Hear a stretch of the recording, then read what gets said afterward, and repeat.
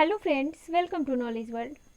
Friends, आज मैं फिर से लेकर आ गई हूँ आपके लिए एंशिएंट हिस्ट्री का चैप्टर नंबर 16, जिसमें हम लोग आज पढ़ेंगे बिल्कुल अलग चैप्टर दक्षिण भारत का इतिहास, जिसमें हमें सबसे पहले पढ़ना है संगम काल के बारे में। ठीक है, क्या पढ़ना है हमें? दक्षिण भारत का इतिहास। और फिर इसमें दक्षिण भारत के इतिहास में सबसे पहले हम देखेंगे संगम काल के बारे में।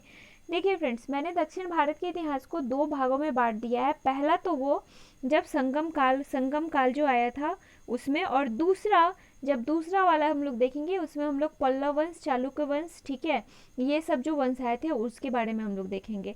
तो चलिए स्टार्ट करते हैं। सबसे पहले तो संगम काल या फिर जिसे संगम युग के भी नाम से जानते हैं, ये कहाँ उत्पन्न हुआ था, कैसे हुआ था, संगम काल क्यों नाम दिया गया, ये जो दक्षिण भारत में जो राजवंश उत्पन्न हुए क्यों इस टाइम पीरियड को संगम युग नाम दिया गया है, इन सब के बारे में हम लोग पूरे डिटेल के साथ जानेंगे। ठीक है, पूरे डिटेल के साथ इन सब के बारे में हम लोग जानेंगे। चलिए देखते हैं। यहाँ पे देखो, दक्कन के पठार के दक्षिण में और सातवाहन राज्य के दक्षिण में 3 राज्यों का उदय हुआ था। सबसे पहला तो दक्कन के पठार के दक्षिण में और सातवाहन राज्य के दक्षिण में यहाँ पे 3 राज्यों का उदय हुआ था। ठीक है, कहाँ पे 3 राज्यों का उदय हुआ था? दक्कन के पठार के दक्षिण में और सातवाहन राज्य के दक्षिण में यहाँ पे 3 राज्यों का उदय हुआ था दोस्तों। और फिर आगे क्या हुआ था, ये राज्य कौन कौन से थे चलिए देखते हैं। चोल थे, पांड्य थे और केरल थे, जिन्हें चेर, चोल पांड्य चेर या फिर चोल चेर पांड्य आप ऐसे भी बोल सकते हो। यहाँ पे आपको ध्यान क्या रखना है कि आगे हमें एक और चोल वंश देखने को मिलेगा, लेकिन वो चोल वंश जो है दोस्तों वो 9वीं से 12वीं शताब्दी के बीच का चोल वंश है। और यहाँ पे जो हमें चोल देखना है ये संगम युग के चोल वंश है। ठीक है, दक्षिण पूर्व का क्षेत्र तमिलों की भूमि कहलाया क्योंकि वहाँ की भाषा क्या थी?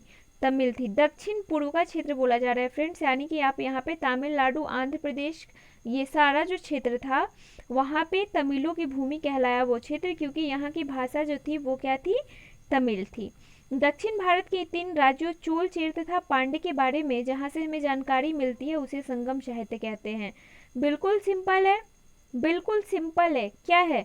देखिए, संगम साहित्य क्यों कहते हैं? क्योंकि दक्षिण में सातवाहन वंश के बाद वहां पे 3 वंश का उदय हुआ था, चोल का, चेर का, पांड्य का। चोल पांड्य चेर या फिर चोल चेर पांड्य आप यूं कह सकते हो। ठीक है, और ये जो तीनों वंश हैं चोल चेर पांड्य, इनके बारे में जानकारी और कहीं पे भी उपलब्ध नहीं है। इनके बारे में जानकारी कहाँ मिलती है दोस्तों?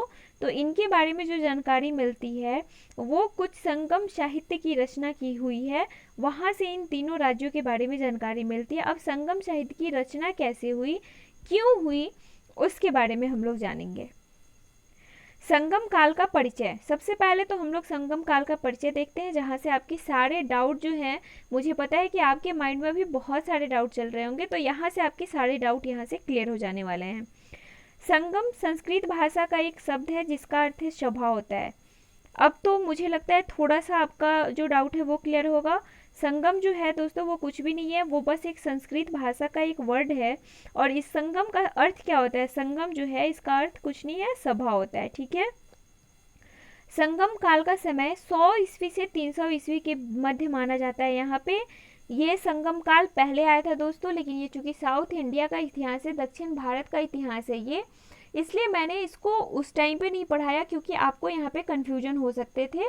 तो मैं इसको अभी लेके आई हूँ। अभी हम लोग साउथ की तरफ चलेंगे तो सारे जो साउथ के जो जितने भी राज्य हैं उनके बारे में हम लोग स्टडी करेंगे यहाँ पे।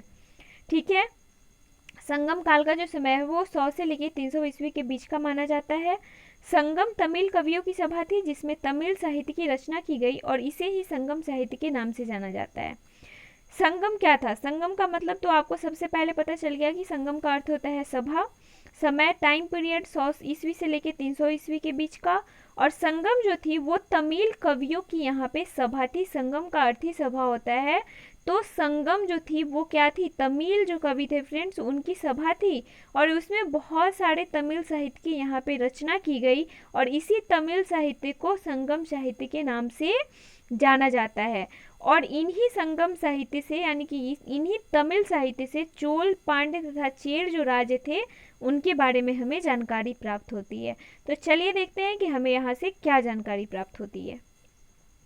देखिए यहाँ पे क्या है, तमिल परंपरा के अनुसार 3 साहित्यिक परिषद का विवरण मिलता है जो पांड्य राज्य की राजधानी में आयोजित की गई थी। ठीक है, इसमें 9990 वर्षों में, देखिए यहाँ पे कुछ नहीं है, बिल्कुल इजी ट्रिक है, 999 और 10। आपको क्या करना है, 999 और 10 9990। ठीक है, एज अ फोन नंबर, जैसे कि आप किसी का फोन नंबर याद करते हो वैसे यहाँ पे आप याद कर सकते हो। ठीक है, इसमें क्या हुआ था, 999 और 0 यानी कि 9990 वर्षों के बाद आप यूँ कह सकते हो 9990 वर्षों के बाद आपके लिए ज़्यादा इजी रहेगा कि आप याद कर लो 999 और 0 वर्षों में लंबे अंतराल पर 3 संगम आयोजित हुए। देखिए यहाँ पे क्या हुआ था कि 9990, ठीक है, वर्षों में लंबे अंतराल पर 3 संगम आयोजित यहाँ पे हुए थे, यानी कि तमिल जो कवि थे उनकी 3 सभा आयोजित की गई थी। ठीक है, और उनमें कितने लोगों ने भाग लिया था, और इनमें जो थे वो 8598 या फिर 8598 कवियों ने फ्रेंड्स यहाँ पे भाग लिया था। और इसके प्रमुख संरक्षक जो थे वो कौन थे, 197 पांड्य राजा जो थे वो जो तीनों संगम साहित्य हुए हैं उनके प्रमुख संरक्षक के रूप में यहाँ पे जाने जाते हैं। पांड्य राज की राजधानी कहाँ थी, मदुरै, या फिर आज की मदुरै से भी जान सकते आप ये देख सकते हो, मदुरै का ही नाम मदुरै है। ठीक, और वो कहाँ पे स्थित है, तो ये स्थित है फ्रेंड्स तमिलनाडु में। संगम से संबंधित महत्वपूर्ण तथ्य क्या है, चलिए देखते हैं। प्रथम संगम ये मदुरै या फिर मदुरै में हुआ था, मैंने भी आपको बताया, दोनों नाम एक ही हैं। अध्यक्ष बिल्कुल आपको याद रखना है, अध्यक्ष जो थे फ्रेंड्स वो थे अगस्त्य ऋषि। ठीक है, तो यहाँ पे आपको पॉइंट का याद रखना है। सबसे पहले तो 3 संगम हुए, पहला कहाँ पे हुआ, मदुरै में, अध्यक्ष थे अगस्त्य ऋषि, और प्रथम संगम में महत्वपूर्ण प्रकाशित ग्रंथ कौन कौन से थे, तो चलिए देखते हैं। यहाँ पे देखिए कौन कौन से थे, पड़ीपाडल मुदुनोड, ठीक है, अक्तियम, कलिरियावीर इत्यादि काव्य ग्रंथों का यहाँ पे प्रकाशन किया गया था। तो कुछ यहाँ पे ग्रंथ है, आपको बस जो मेन याद रखना है वो क्या याद रखना है, जगह का नाम और किसने इन प्रथम संगम की अध्यक्षता की थी उनका नाम। द्वितीय संगम में चलिए देखते हैं, कपाटपुरम या फिर अलवै, दूसरे संगम में का जो जगह है फ्रेंड्स वो है कपाटपुरम या फिर अलवै, और अध्यक्ष जो थे यहाँ के भी अगस्त्य ऋषि थे, और अगस्त्य ऋषि के साथ साथ तोलकाप्पियर ने भी यहाँ की अध्यक्षता की थी। इसके अलावा प्रमुख प्रकाशित ग्रंथ की अगर हम लोग बात करें तो वो कौन कौन से थे, अगतियम, कल्ली, व्यालमालय तथा कुड़ुक। ठीक है, ये कुछ इंपॉर्टेंट ग्रंथ हैं जो, और ये सारे ग्रंथ तमिल भाषा में है, ये ध्यान रखना आप कि ये तमिल साहित्य का ही यहाँ पे प्रकाशन हुआ है। ठीक है, तमिल भाषा के ही साहित्यों का यहाँ पे प्रकाशन हुआ है, और जितने आप ग्रंथ के नाम यहाँ पे देख रहे हो ये सारे के सारे तमिल साहित्य हैं। तृतीय संगम ये उत्तरी मदुरै, ठीक है, अध्यक्ष जो थे वो नकीरर थे, और नकीरर खुद भी एक महाकवि थे। और प्रमुख प्रकाशित ग्रंथ की अगर बात करें तो यहाँ पे कौन कौन से हैं, चलिए देखते हैं, नुत्रेम्थ, वड़ी, पड़ीपाडल और नत्रीन है। ये कुछ इंपॉर्टेंट यहाँ पे ग्रंथ प्रकाशित हुए थे, कहाँ पे, तृतीय संगम में। तो आपको ध्यान क्या रखना है, तीनों संगम के अध्यक्ष का नाम और कहाँ पे ये हुआ था। अगस्त्य ऋषि को दक्षिण भारत में आर्य संस्कृति के प्रसार का यहाँ पे श्रेय दिया जाता है। ठीक है, तमिल भाषा में प्रथम ग्रंथ के प्रणेता जो है यही माने जाते हैं, यानी कि कौन, अगस्त्य ऋषि माने जाते हैं। प्रथम तमिल संगम में संरक्षित सभी ग्रंथ नष्ट हो चुके हैं, और दूसरे तमिल संगम की भी सभी रचनाएं नष्ट हो चुकी हैं, मात्र तोलकाप्पियम नामक व्याकरण ग्रंथ ही यहाँ पे सुरक्षित है। तोलकाप्पियम की रचना तोलकाप्पियर ने की थी तथा यह एक व्याकरण ग्रंथ है। और तोलकाप्पियर जो थे उन्होंने किस संगम की अध्यक्षता की थी, यहाँ पे देखो, तोलकाप्पियर जो थे अगस्त्य ऋषि के साथ साथ तोलकाप्पियर ने भी दूसरे संगम की अध्यक्षता की थी, और उन्होंने क्या किया था, तोलकाप्पियम नामक व्याकरण ग्रंथ भी लिखा था दूसरे संगम साहित्य के दौरान। तीसरे संगम में 8 काव्य ग्रंथों का संकलन यहाँ पे किया गया है, जिन्हें येतु तोंड्राई कहा जाता है। ध्यान रखना, तीसरे संगम में 8 काव्य ग्रंथों का संकलन किया गया, जिन्हें येतु तोंड्राई भी यहाँ पे कहा जाता है। पूरे संगम साहित्य को मुख्यतः 2 भागों में बांटा जाता है दोस्तों। सबसे पहला क्या है, आख्यानात्मक, तथा दूसरा है उपदेशनात्मक। आख्यानात्मक ग्रंथ मेलकुंकु तथा उपदेशनात्मक ग्रंथ को यहाँ पे किल कंकु यहाँ पे कहा गया है। और तमिल साहित्य का विभाजन जो है वो कैसे हुआ था, अगम तथा पूरम में भी हुआ है। अगम के अंतर्गत प्रेम संबंधी कविता, जबकि पूरम के अंतर्गत क्या है, बाह्य अथवा राजाओं की प्रशंसा से संबंधित है ये, ठीक है। तिरुकुराल को तमिल साहित्य का बाइबिल कहा जाता है। मोस्ट इंपॉर्टेंट पॉइंट है, आपसे पूछा जा सकता है एग्जाम में कि तमिल साहित्य का बाइबिल किसे कहा जाता है। आपको अगतियम, तोल्काप्पियम, तिरुकुराल ये सारे नाम ऑप्शन में दिए जाएंगे, तो आपको यहाँ पे नाम याद रखना जरूरी है कि तमिल साहित्य का बाइबिल जो है वो तिरुकुराल को यहाँ पे कहा जाता है। ये मोस्ट इंपॉर्टेंट पॉइंट है, आप इसे बस ध्यान में रखना। प्रमुख तमिल साहित्य कौन कौन से हैं, चलिए देखते हैं। संगम साहित्य में तमिल ग्रंथ तोल्काप्पियम, ठीक है, तोल्काप्पियम मैंने आपको बताया है, तोल्काप्पियम जो है वो इम्पॉर्टेंट तमिल साहित्य के अंदर आता है। और एतुतगोई, ये 8 काव्य संग्रह को क्या नाम दिया गया था, एतुतगोई। पाटुपत्तु जो था वो 10 ग्राम काव्य थे। पादी नेन किल देखो ये फ्रेंड्स यहाँ पे क्या है, पादी नेन किलकनक्कू ये 18 लघु काव्य हैं और यहाँ पे 3 महाकाव्य आते हैं। यानी कि आपको यहाँ पे ध्यान क्या रखना है, आपसे पूछा जा सकता है कि सबसे पहले तो तोल्काप्पियम ये अलग है जो दूसरे संगम में इसकी रचना की गई थी। दूसरा कि 8 काव्य संग्रह जो हैं तृतीय संगम के, उसे क्या नाम दिया गया है, तो उसे नाम दिया गया है एतुतकोई, ठीक है। 10 ग्राम काव्य की जो रचना की गई उसे पाटुपत्तु नाम दिया गया है।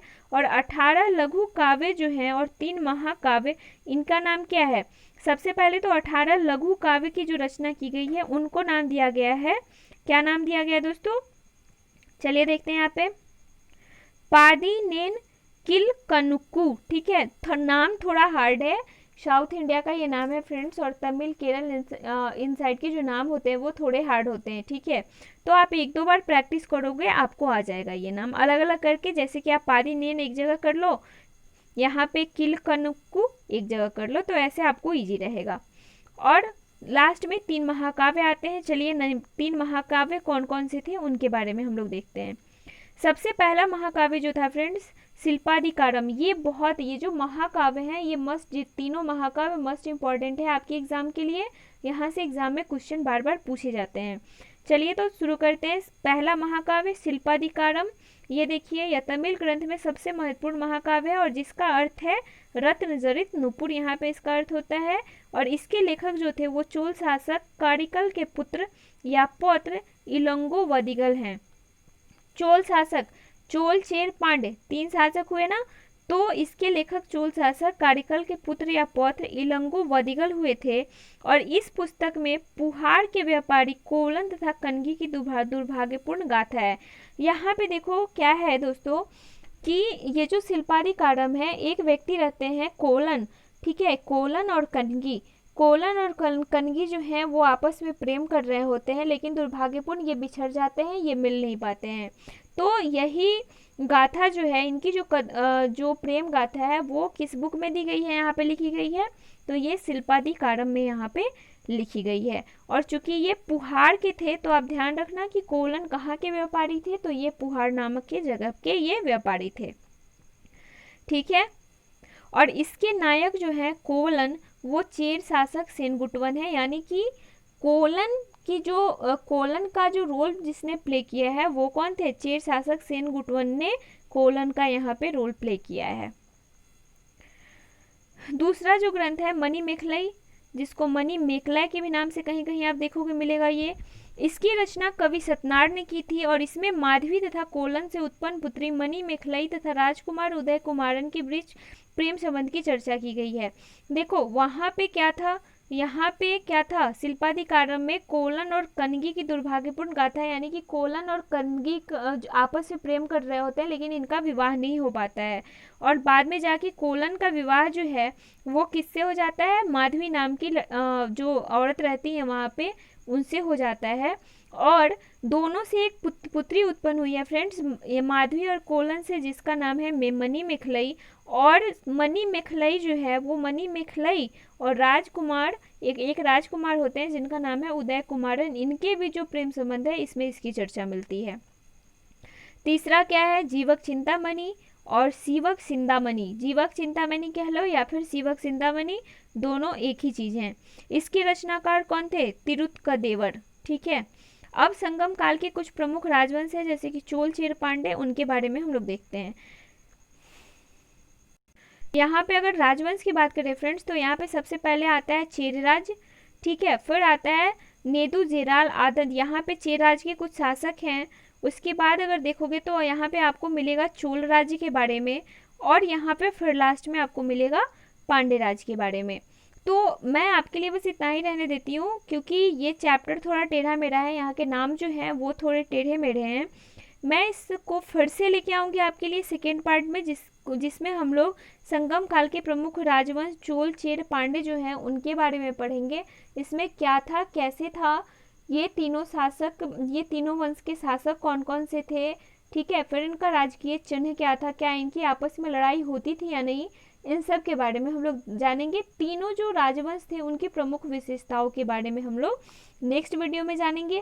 आज के लिए बस इतना ही, फिर मिलती हूँ आपसे नेक्स्ट वीडियो के साथ। तब तक के लिए अगर आपको मेरी वीडियो पसंद आ रही है तो प्लीज़ लाइक कीजिए, शेयर कीजिए और सब्सक्राइब कीजिए। और अगर आपने पीछे के वीडियोज़ नहीं देखे हैं तो आपको डिस्क्रिप्शन में लिंक दे दिए जा रहे हैं, आप वहाँ पे जाके देख सकते हो, या फिर नॉलेज वर्ल्ड के प्लेलिस्ट में आपको एंशिएंट हिस्ट्री की सारी वीडियो जो है फ्रेंड्स वो बिल्कुल एक सीक्वेंस में आपको यहाँ पे मिल जाएंगे, तो आप वहाँ से भी जाके देख सकते हो। और PDF नोट्स चाहते हो तो आप डिस्क्रिप्शन में एक नंबर जा रहा है, वहाँ पे आप व्हाट्सअप कर सकते हो। थैंक यू फ्रेंड्स, फिर मिलते हैं नेक्स्ट वीडियो के साथ।